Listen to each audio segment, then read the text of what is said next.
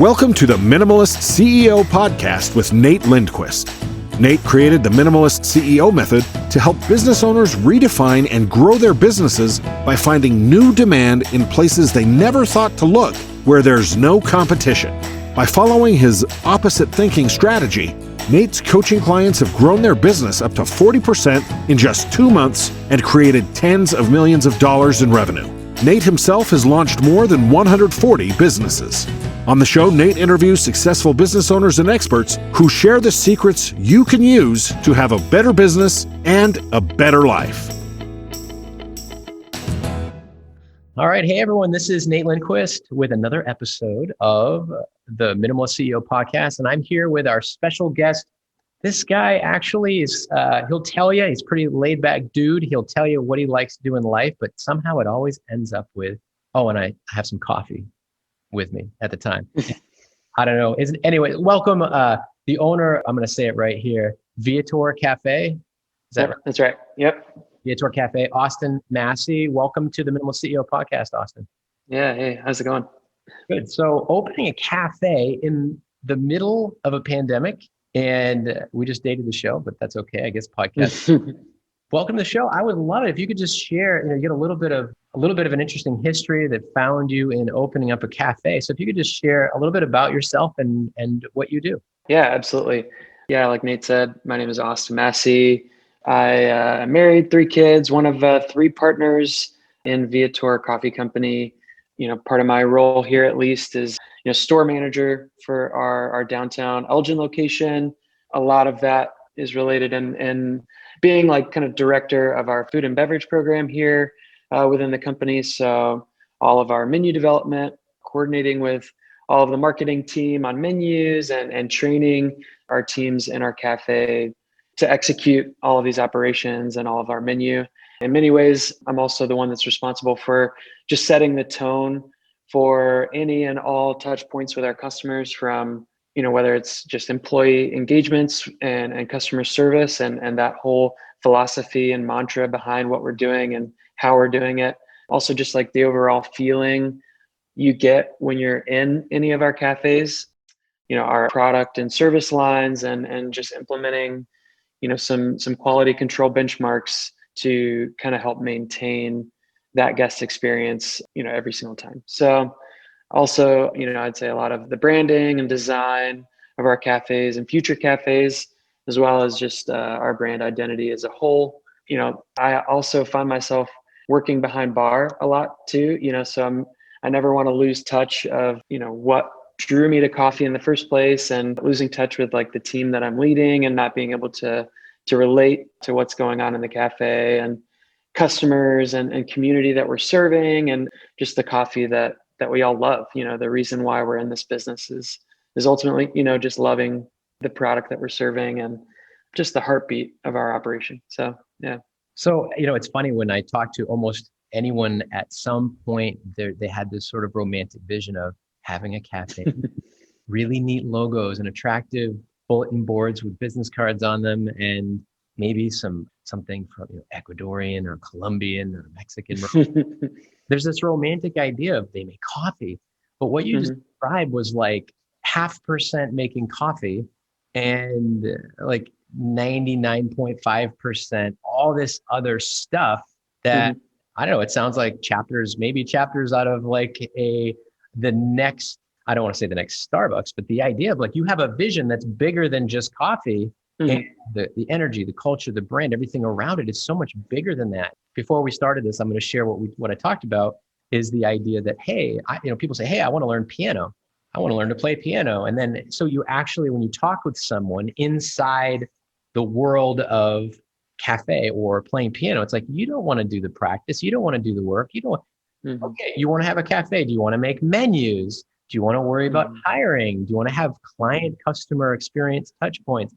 So Austin, as you describe all that, you have the training, you have now you're located in the suburbs of Chicago, not too far from where I am in downtown Elgin, Illinois. That's where your cafe is. Correct.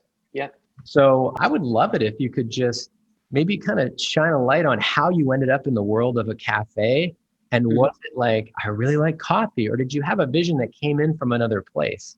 It actually started in a similar way that you were just describing, but it was based in like the actual experience of working in a cafe and, it kind of growing from there. You were mentioning just a lot of people having this romantic idea of like, oh, it could be cool to like work in a coffee shop or something like that. But, the first aspect of that is actually working in a coffee shop and seeing what that whole industry is like and serving customers that maybe having a bad day or something, and how you're talking to them and relating to them and still serving them despite, how they may be treating you, which is a hard lesson to learn for sure.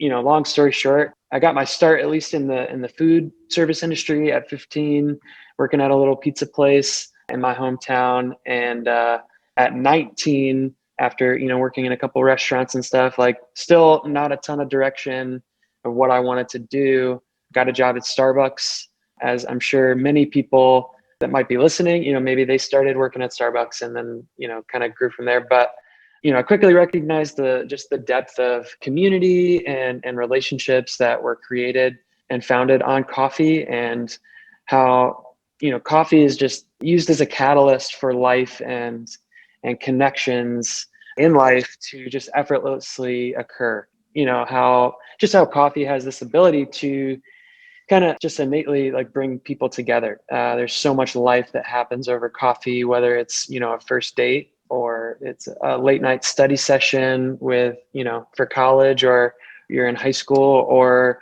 you're doing team business meetings or whatever, like there's so much that occurs and around coffee, but so little thought is put into the coffee that you may be serving or drinking. So, I'd say, yeah, I'm also one to naturally just kind of look for ways to serve others in different ways and express a more just caring and loving side of my personality just through hospitality, and how that can positively affect someone's day for the better. Similar in that situation where you're serving a guest that may be having a bad day and they're coming in and they're lashing out at you, like how can you change that situation for the better? So that's just something I love to do and look to do. Just coffee makes it easy. As cliche as it might sound too, I just kind of fell in love with the art and the craft and the science behind coffee, and, the roasting and the preparation of it and all the different brew methods and the flavors that you can create in a good cup of coffee. So, I thought this is kind of what I want to pursue in life, and a career in the coffee industry, and kind of creating my own space for those life connections to occur, and putting my own stamp on it and have my own say in what that community or that culture would look like. That led to getting a degree in hospitality management through a school here in Palatine, continuing to, work in coffee and restaurants and stuff like that. I, finished a very extensive business plan and put so much, heart and soul and blood, sweat, and tears into this business plan, and, met with a couple teams of investors and different things, and ended up, not really panning out the way I thought it would, but I had already done all of the legwork and the forethought necessary to see this thing through. It's more just, how do I make this thing come to life? So I partnered up with a buddy of mine, and we kind of self-funded this catering operation. We recognized a missed opportunity in catering and events and weddings and stuff like that, to kind of up the experience of coffee for people. So we started like a mobile espresso bar company, back in 2018. So we were serving, like large corporate events and, annual team meetings and weddings. And You started bringing a mobile espresso experience to those events. Yeah. And then you had the espresso first, and then did you introduce food into that experience as well?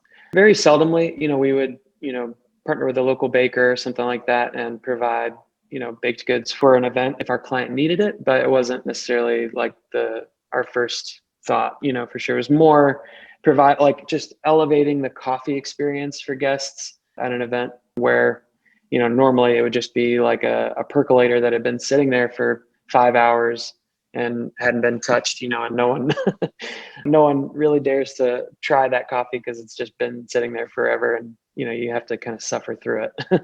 But, we wanted to provide that coffee shop experience that so many people love at an event wherever you are, and it's a very captive audience right there. It's 150, 200 people that they have nowhere else to go, but, right at your coffee bar. So it was kind of a fun niche, a fun way into the industry, and loved every second of it. So yeah, it's still going and still growing. So when you say it's catering, fun. you're primarily talking about this elevated espresso, mobile espresso and coffee experience.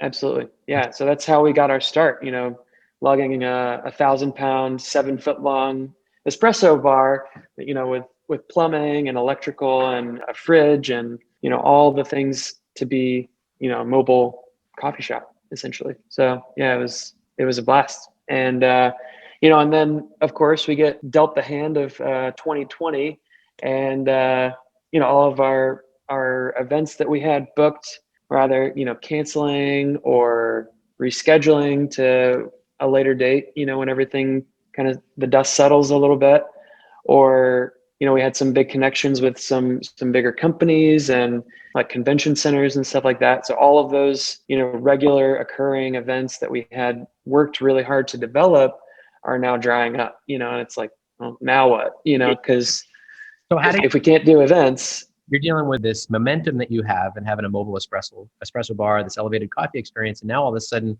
your staple monthly revenue is dropping, you're losing customers. And so I would imagine there's an emotional toll that takes on you with all the energy and the commitment to provide for your family and for your employees. How did you navigate the emotional piece and get past that? And then also, and I'm going to go back to the idea of just the mobile espresso experience. Anyways, I'll go back to that in a minute. Just this elevated, very unique way to create that, what I would call, we refer to as predictable demand, to say like, hey, we're going to do something nobody else is doing that has higher value, higher price, higher profit. And so we'll go back to that. But real quickly, the emotional toll and overcoming the emotional toll and still continuing to grow your business in the middle of a pandemic. How did you do that? What was that? Like it was, I mean, you said it really exactly spot on. Like it was definitely a very emotional situation. Like I mentioned, I have 3 kids, a 2.5-year-old, and then my wife and I just had twins in April. So that's like a month after like the world kind of imploded, so it's like, now what, like I have 2 newborns, I'm not sleeping, my catering business is drying up, and, now what? So I think it takes those situations like that to like think on your feet and kind of like whatever it takes, do what you got to do to stay afloat. And if you got to pivot, you got to pivot. And for us, it's kind of a unique situation. Like we didn't really have this opportunity before COVID, but, there was this like glimmer of hope, at the light at the end of the tunnel, in a sense of like, we get this phone call from a building owner in downtown Elgin who owns a food hall style operation where there's a bunch of different vendors all operating under the same roof. And there was a coffee shop that was here that, decided to close up and kind of put their focus in other businesses that they had. And so this vacancy opened up, and we, got the opportunity to kind of fill that and step in and, ultimately fill that part of my own heart that wanted to, do this coffee shop and create this ongoing culture of people who love coffee and love other people, and serve other people really well. But, it was just this kind of thing that just dropped out of nowhere. I was like, all right, I think this is the best option for us at the moment. So, we just kind of pivoted towards that. So. Yeah, I want to ask you a question about that. So I think in my business as a consultant and a growth strategist, I talk to business owners all the time, and they're like, I've got this challenge, I've got that challenge, I'm not getting enough customers. A certain product line is sold out. So like, it's like a high value problem in the pool industry. It's like, I can't get any pools right now. What do I do? What I've noticed is there's a choice in that moment where you either keep moving forward. It's like, wow, nothing is working, but you keep moving forward. You just said this opportunity just fell in my lap, but I think your lap had to be in the right place and it had to be moving forward, right? Were there times where you're like, we could be in real trouble here? Oh yeah. Yeah, of course. I mean, of course I'm not just like sitting around and like throwing in the towel. I'm still looking for every opportunity to get in front of people or whatever. And this building owner, I had done a catering event months before this, everything kind of happened. We did a catering event together. He just kind of had my info from there and saw, the quality that we brought to catering events and was like, this guy could be a good fit. So it was kind of staying on our toes and, being able and willing to, like I said, just pivot in a new direction if that's what we needed to do. So I noticed in business, there's a time where you have to just stop and commit to working on something and finishing it. Mhm. So in the middle of that first feeling, did you have any panic? Like, okay, I've got to find something that works. And kind of that first few hours, maybe even the first few days where you're like freaking out. Oh yeah, absolutely, man. Yeah. Yeah, I was right there with you for sure. So how were you able to stop and work on a project and keep going, open up a cafe when the close sign keeps having to go up and the face mask signs keep having to go up? How were you able to focus and keep the quality, keep the work going, keep lines of communication open? And in the face of that, I think probably in panic, I think there's a tendency to look at every option instead of picking one option. Mm. In an effort to do something right, you try to do everything poorly instead of picking one thing. So I'm kind of curious, how did you work through that and find your thing and then block distraction? Totally. I mean, like the pandemic kind of made it easy for me in the sense that I didn't have like, more catering stuff coming in. I had my plate kind of forcibly cleared for me. So my workload was Thank a God. little, No clients to go serve today. That's perfect. yep, yep. So I got 8 hours or 10 hours of undistracted time that I can just kind of focus on what's next. And then this opportunity opens up and I'm like full steam ahead. I got the business plan already done. There's a lot of like forethought that had already been put in from years of, wanting to see this thing come to life, that it just took the opportunity to open up. And then I was able to just kind of run with it, execute it, scale things up how they needed to be, and then go from there. But yeah, it definitely took a lot of time and energy and sleepless nights and all of that for sure. But yeah, Mm. it was a lot. Yeah, that's challenging. And so I want to go back to something you talked about earlier, this mobile experience. And okay, we have something in the minimalist CEO method that I talk about. It's called predictable demand or predictable Mhm. demand. That's like marketing doesn't create demand. Marketing might wake it up, it might activate it. But what I found is working with clients, you can go out and just think through. We have something called the 7 gold mines. So we can think through potential affiliate partners or the deeper needs that, there's all these questions we ask, best of both worlds. What can I give someone with it solves the best of both worlds question? Or another example, bundled services. So, maybe it's not how much is coffee over at Viator versus the other one. Let's see where I'm going to go based on price. There's always that competitive thing. So what we do is we help clients stop competing. And one of the ways to do that is to add, to remove, or to enhance something. So it's no longer, hey, that's just another cafe, or that's just another attorney, or that's just another construction or carpenter. Now you created this mobile experience, this mobile elevated experience. What did you have to make a decision to not do in a cafe to make sure you weren't just like everyone else? Like, how did you had to do something that you could say, no, we're different. What did you cut away? And then I would add, let's go the add, the remove, and the enhance. Could you find one thing that you added that made you say like that, aha, like, whoa, I think this could be really valuable and people might Mhm. see this as unique, catering in the cafe, Yeah. whatever. So let's start with that. What did you have to add? To be successful in the coffee shop. Well, you made a product here. I mean, you've Yeah. made a Yeah. product and an experience Hmm. all the way around in Viator. Hmm. So what did you add that so people are like, this is different? Go see Austin over at Viator. Yeah. I think what's different, I think, about us versus, I mean, there are still other coffee shops in our area. I have good relationships with many of the owners. And I feel like what we're doing maybe a little differently is like our emphasis, just the coffee and the quality of the drinks that we're providing versus like, it's not just an add on to a sandwich or, a baked good or something like that. It's more like our focus is on the coffee, and then adding on pastries and food and stuff like that is more of the secondary, but, still being able to, innovate and bring a level of quality that isn't really being done in our area for coffee, and bringing in, like you said earlier, like bringing in those Colombian coffees and those, Ethiopian coffees and stuff like that, and providing an experience that maybe we weren't able to do with a catering outfit. So it's like, I can't have this 5-minute conversation about, my pour over method or the coffee that I'm serving with a guest at a wedding. They're like, I'm going to go sit at my table and, talk with all of the other guests at this wedding. It's like, so it's like, we were serving different clientele, I think, with catering and the coffee shop, but everyone still deserving the highest quality coffee possible. So do you teach your employees as well to engage in conversation and to connect? Yeah.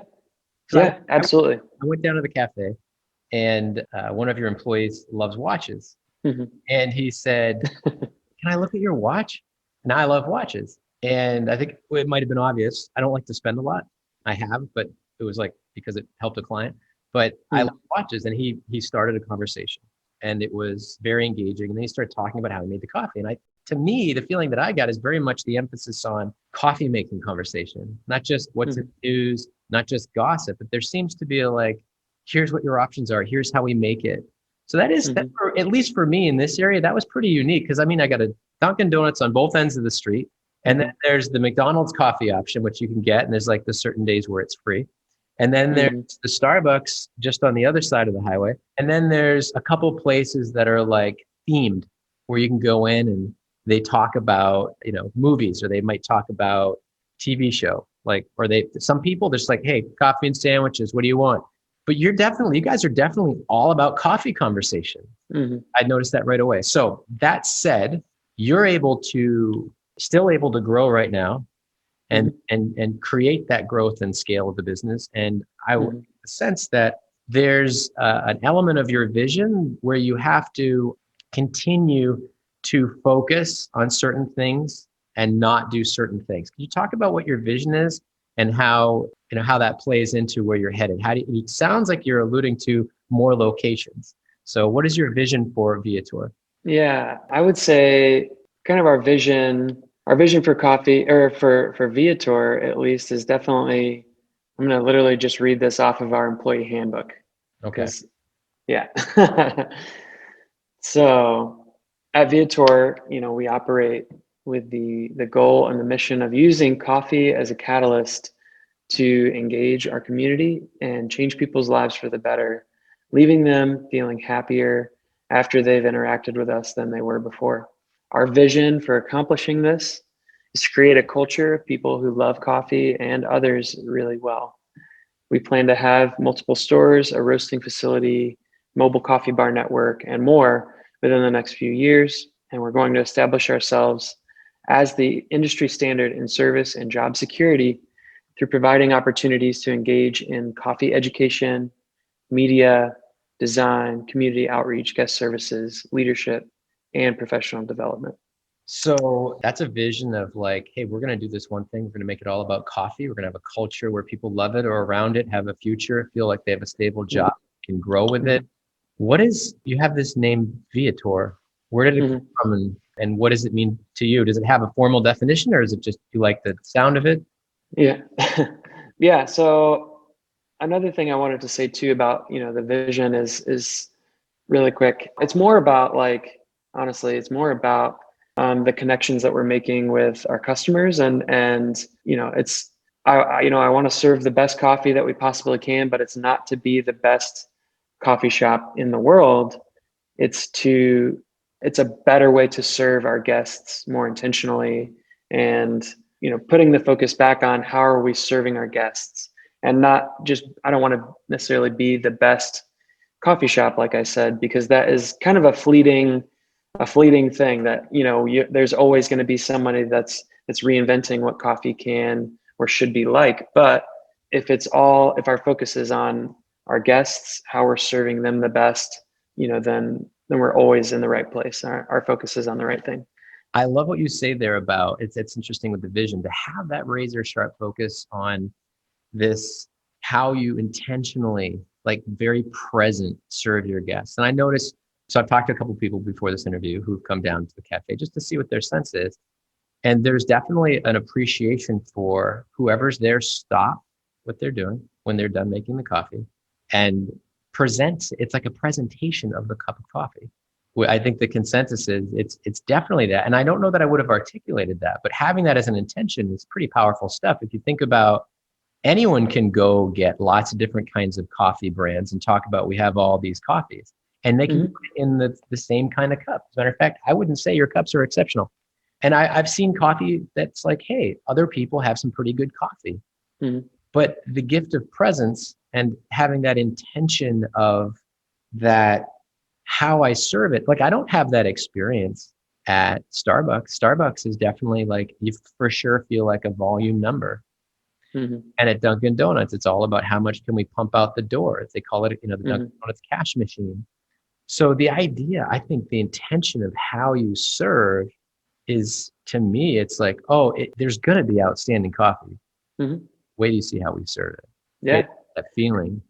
Yeah. And that's what differentiates us from there is another specialty coffee shop that, also serves great coffee, but, their service is awful. Like, we've all experienced those places that maybe the food is great, but your server is, cold and unresponsive and forgets that you wanted a refill on your drink for 20 minutes. And then, the service is the downside. But then there's the other places that, maybe their service is amazing and they make you feel like family, but then their food isn't great. It's just something they kind of threw together, and it's not like an experience where, we want to do both to serve our guests really well and, and serve them well, but also serving a great product at the same time. So, a lot of people in business tend to talk about, they want a fancy strategy. They want something new. Sure.